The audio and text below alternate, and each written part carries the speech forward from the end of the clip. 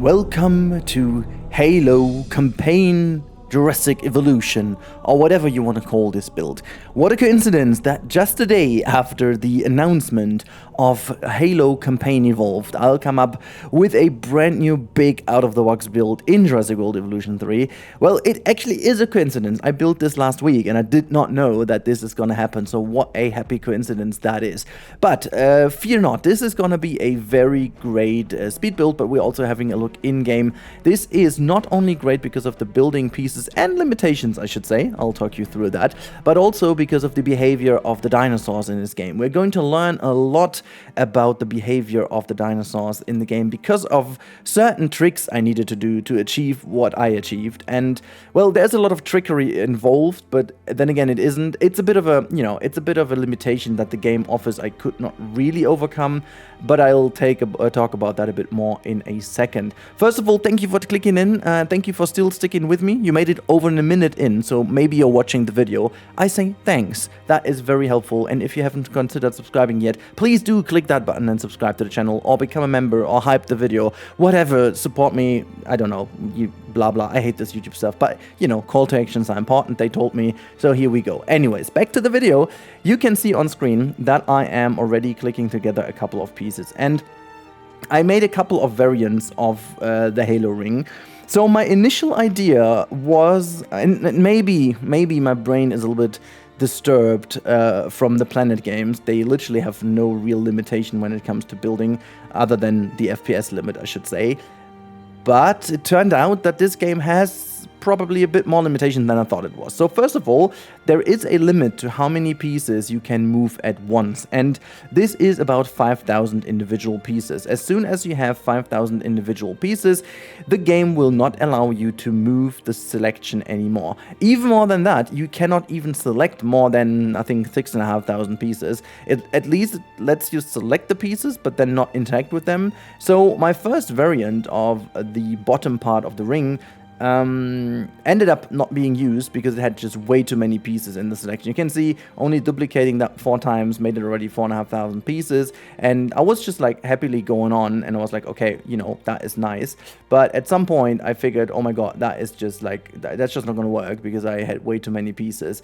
So that's a problem. There is another problem involved, and that is we have currently a limitation when it comes to the angle snap option. So in case you don't know, there is a way to rotate pieces in the game now with the gizmo. However, it just doesn't allow you to go below 15 degrees in angle, which is a bit of a problematic thing, because when you want to do some way more subtle inclines like I wanted to do over here, it would have been nice to have, like, let's say 5 degrees, for example.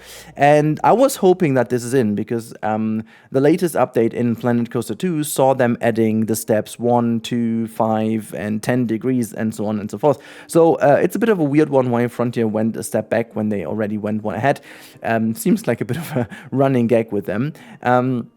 So yeah, you see the second variant I built already on screen. This is a lightweight variant of the kind of pieces I built at the beginning. However, I wasn't really happy with the shaping and so on, so I did change a couple of things along the way. But I wanted to leave that in so you guys get a better understanding of what I was doing. So yeah, but having the problem with the angle snap, it was really hard for me to kind of get the right angle in. So again, if I would have known that this is all like, let's say 3 degrees, I could have just used each individual element and then only stepped forward with, like, 3 degrees, and then you would have the perfect circle at the end of the day. But anyways, I still wouldn't have gotten the perfect circle because the game has a height limitation on the maps, which I did not know. I thought it was a limitation for the terrain only because I tested that in advance, so I was like, yeah, sure, the terrain is at some point limited because we kind of have not voxel-based terrain, but this kind of 2D mesh trickery kind of terrain. So I ended up believing that you can move pieces as far up as you wanted to. Turns out you can't, and turns out the limitation is already quite well, for any normal build. For any normal build, it won't be an issue, I tell you. It's not really an issue at all. It is somewhat like, I think in relation to the game sizes, it should be something like 300 to 400 meters or so. But like for the, you know, attempt to build a halo ring, it is definitely too little, and I needed to do a bit of trickery, as you've seen in the intro and on the thumbnail, to make it appear as if the whole ring is bigger. There are also not really particle effects quite yet, which also is a bit of an issue. I wanted to make some custom clouds with some steam effects, but even just using the vents that are in-game that do emit a bit of steam, they also are way too small, and on the distance, it just kind of doesn't work. So I'm sorry if I'm talking about all the problems here, but the thing is, it's still impressive what you can achieve. But this was A, because I love Halo and I wanted to try something, and B, because I didn't want to be so obvious to just again build a Star Destroyer, which still is on my list because I do this in every single game that has modular building, and also in games that don't, and still do build a Star Destroyer, just as in Zoe, for example. However, I wanted to do something else this time, and the reason why I build these things is kind of always to really find out the limitations of a game, because doing this always ends up kind of opening up what kind of dimensions the game is able to display. And in my specific case over here, the dimensions of the game, I mean, for 99.999% of all use cases, it's gonna be absolutely fine. But for that specific use case over here, building a full Halo ring, it's not gonna work, you know, because it just didn't give me the chance to make the full ring work. So I did end up having a bit of tricks here and there to achieve that. So you can see we already moved a lot forward. I did skip out and you know, deleted some of the initial stuff I built in here that is really not worth it. So the first attempt wasn't included at all. The second attempt you've seen I deleted. The third attempt I don't even have on camera, and the fourth attempt is what you're seeing right now.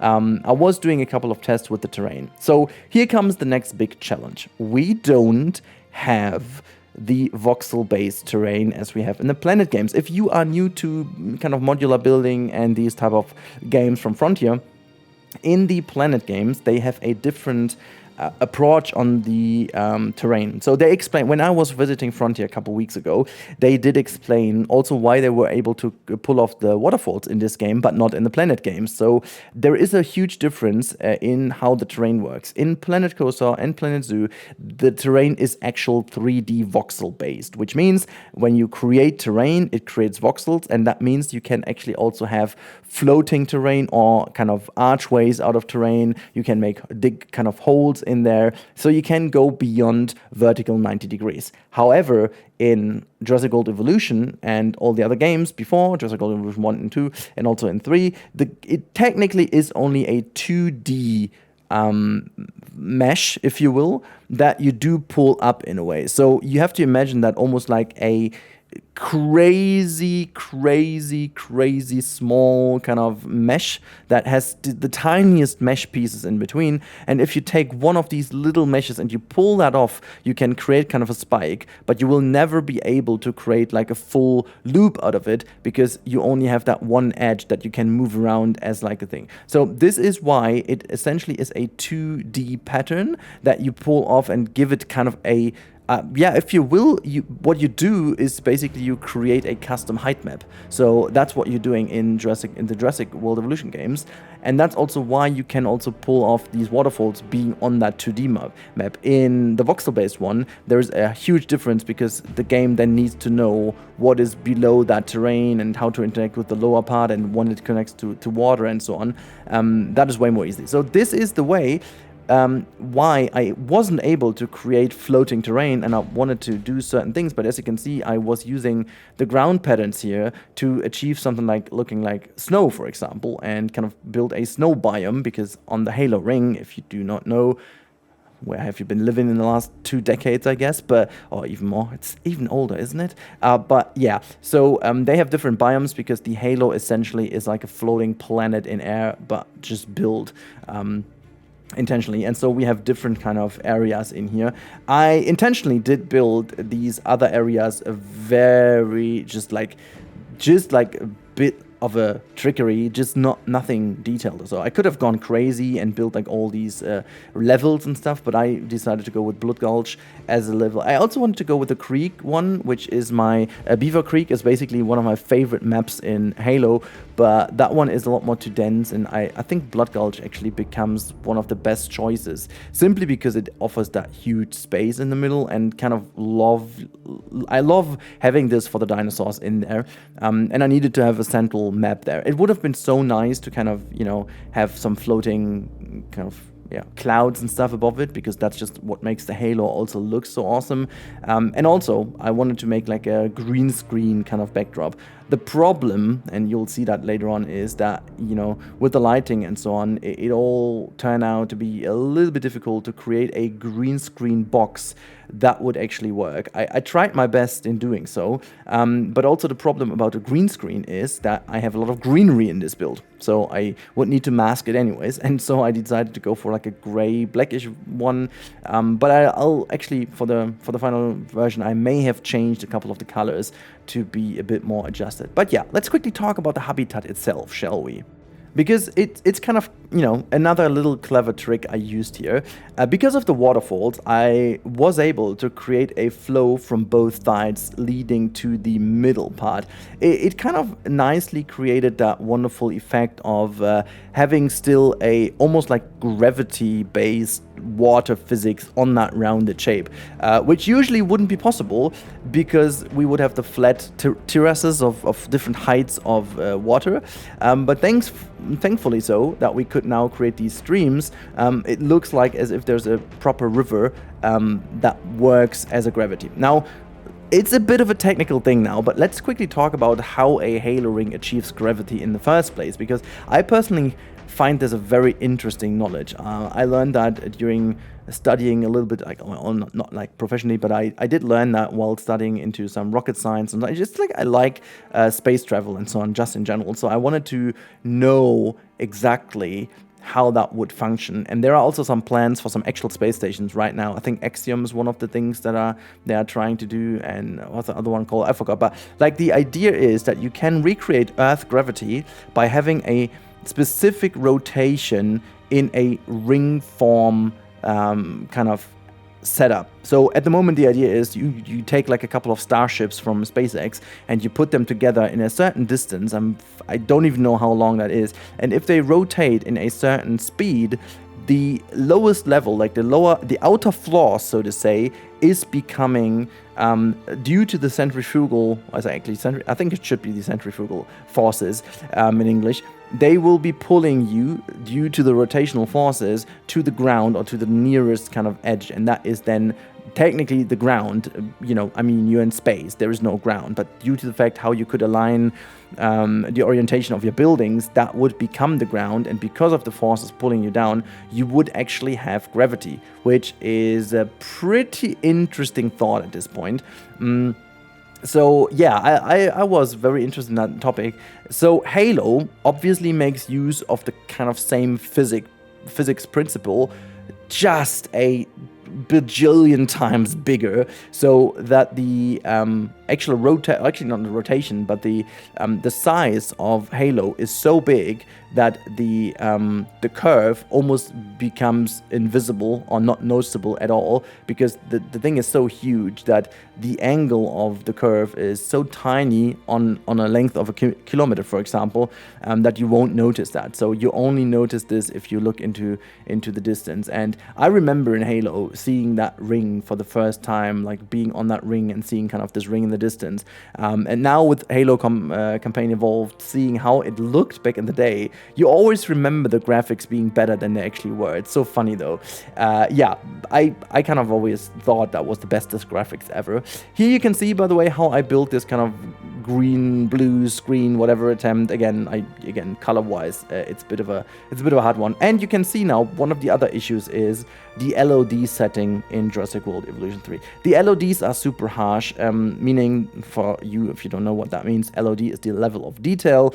In gaming, there is a technique basically to hide some details as soon as you move out with the camera. This is obviously to save performance, and so a certain piece has different LOD settings, meaning means LOD1 is potentially the bestest graphic you have, and then 2, 3, 4, 5, or vice versa, I don't know how they name them, going up to 5 is basically just like a couple voxels, vertices visible, so it saves a lot of the performance, and from the distance you wouldn't notice if a tree has all the leaves or not. But in this game, the LOD steps are very harsh, so usually you have the first couple of steps in game, like they're normally very soft, so almost not noticeable at all, and they basically very nicely transition into each other. But in this game, it's a very noticeable, harsh step in between, which is a bit of a pity. I wish they would have done this a bit nicer. And also, zooming out too far, you just don't see any details, and it makes this build overall a little less impressive. But this is then also me putting a couple of last things in to make it even a functioning habitat, which is super interesting to say. I did not mean that this is going to happen, but yeah, it did work, and I think it looks super cool on that Halo ring, and we're going to have a look in game now, shall we? Yeah, in game, and this is the, I think, best angle of our Halo habitat. I'm gonna show you a little bit of the quirks that, you know, come with it. Well, this wonderful skinned Sarah comes over to us. Look at that one. It's so good. Hello, how you doing, by the way? How are you? Oops, I don't know. I mean to. So, what skin is that, by the way? Just wanted to see what that is. Let's have a look. This one has the Amazon rainforest and the Pelophylax. Okay, gotta keep that as favorite. I really like that. So yeah, you can see also we can pause the game, but I think this is a very nice angle over here. As you can see, look at how tilled the terrain is, by the way, here already. So also how humongous the entire build is, really. But this view is also pretty damn impressive. It's kind of cool though. I was trying to keep a lot of screenshots yesterday evening, and then I was doing the recording now, and all of a sudden it just looks so much better now. Can you just chew one up just into your... There you go. That's what I wanted to have. Look at this. What an angle that is. Oh my god. That looks freaky. That looks almost impossible.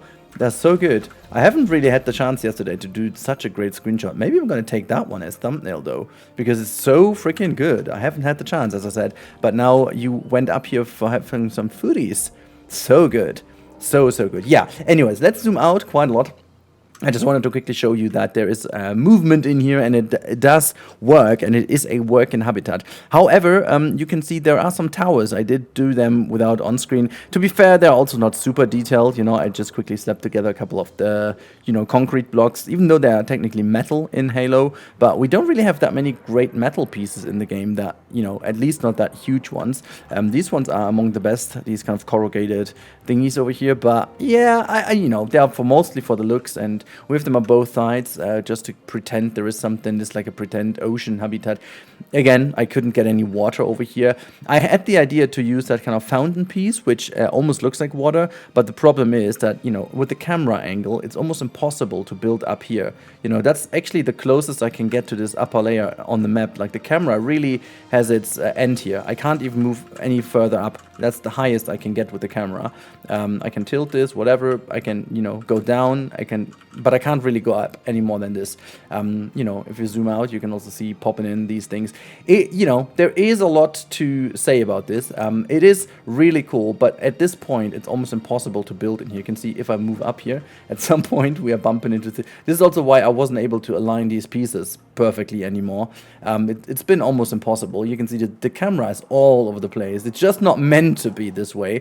But also in terms of size, you can see how oversized this build overall became. So the free look camera gives you a bit of control. You know, you can at least position the camera correctly, but there's really not that much more that I can do. So again, my idea was initially to just build the entire circle, but you can tell I obviously also tried to make the whole thing smaller, so to fit in the height restraints with this one, but you know, you can already guess that if I would have made this smaller, you know, the dinosaurs would have looked totally out of place. This is already about the smallest you can get to still create the illusion and to create the habitat, because everything steeper would mean that it does really look super odd. And by the, you know, by the rules and physics of Halo, it's still way too small. I would have just, like, my first attempt was double the size, you know, double the width, and half the angle, but then the effect also doesn't come into play with the way I did it over here. So yeah, I ended up doing this, and also my idea to create like a blueprint, like a green screen, not blueprint, a green screen in the back, just kind of didn't work, because you can see these are individual pieces, and I can't even select more than these, and I'm surely also not going to hit confirm, because then the game eventually will crash, because when I want to recolor them all at once, it just doesn't work. So also turning the whole thing nighttime also doesn't change what I thought it may does. So no, not day and night cycle, let's say day. Wait, hold on. We want to have night. There you go.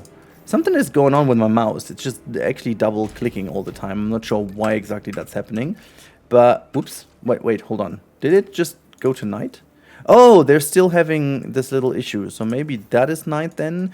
There's like a weird issue in the game right now that the environmenting settings are a little bit confused. So sometimes dusk is night. Okay, well actually it doesn't do anything right now, right? Does it? What about dawn then? Dusk, day, night cycle. Can we just have that one in 10 minutes? Is the slowest. Okay, well I just wanna see if anything changes about the sun then eventually. Actually, it doesn't do anything, does it? There's no movement whatsoever in here. So I'm going to show you in this mode. At least that does work. So night. I thought also maybe this could be a thing with the night sky being actually the sky I wanted. However, as you can tell, whoops, that was the wrong button. The only issue I had is when I was trying to light this all up with like floodlights and so on, it just didn't look like day-night whatsoever in here. So yeah, it would have been nice from down here with the night sky. That would have been a very cool effect. But yeah, you know, at the end of the day, I think the green screen effect at the end, at the beginning, was kind of the best idea to do it. I really don't think it was worth doing anything more, because the kind of the proof of concept has been established over here.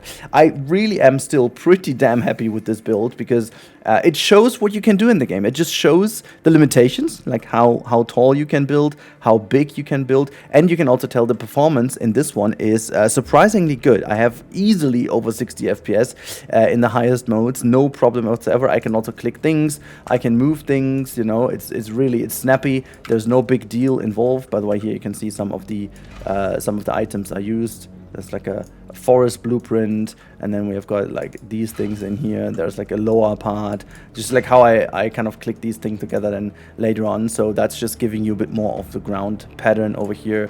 Also that blue one is an individual one that I could just recolor if I wanted to have like a bit of a brighter sea. I could make it that way.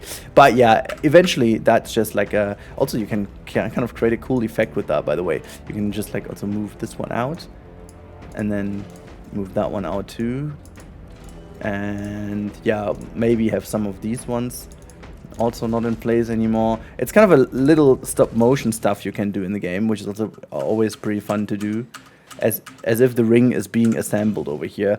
Something I did already in the Planet games. It's kind of a very cool effect, to be honest. But yeah, really, I don't have that much more to say. I just want to go into one of the coolest angles here.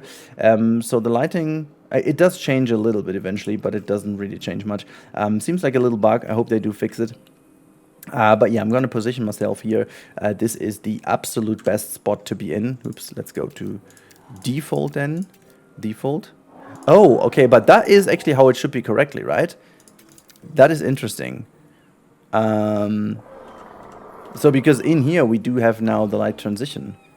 That is very interesting indeed, because if I press V, yeah, okay, see, it seems like the game has an issue with it, but in capture mode, the correct thing is happening. That is very awkward, but, you know, I don't want to think too much about this. We're going to leave it at midday and get rid of the UI for the little outro I want to do over here. So hopefully you guys enjoyed this.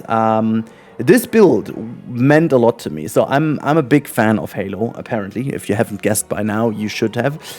But also, at the same time, I am very into trying out the limits of a game, and I feel like I have really found the limits of the building system and of the sizes of the maps we have and what you can do with the dinosaurs. I'm positively surprised by how nice dinosaurs also can maneuver over, inclines and stuff.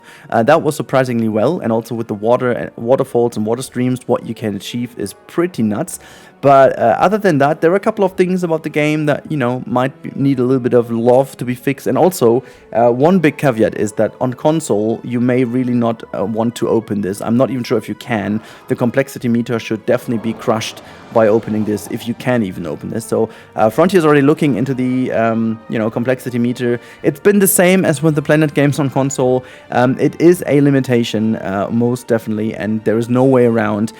One has to say that obviously the consoles aren't as powerful as modern day PCs, but still giving people the choice would be a good one, and give them the choice to at least, try out if the console can handle it, if Sony and so on do allow that. But at the end of the day, Frontier's looking into it, and hopefully that's going to be improved. This thing will be in the workshop, so you can download this full map and have a look at it if you want to. It's been something more crazy. It's not the most useful thing, I guess, but yeah, I'm just happy. And if you want to see more of this kind of crazy stuff, crazy habitats, crazy builds on this channel in Jurassic World Evolution, but also in other games, make sure to subscribe. Subscribe? What the heck is this word? Subscribe would be the better action, to be honest. That would help me out a lot. Thank you so much for your ongoing support. And if there's anything you need, by the way, don't forget about my instant gaming linky. Always in the description. You can always get instant gaming games, better value discounts, blah, blah, blah. Okay, self-promo part over. I hope you enjoyed this video. I hope you are here for the next ones, and until then, I wish you guys a wonderful time, and until the next one, bye.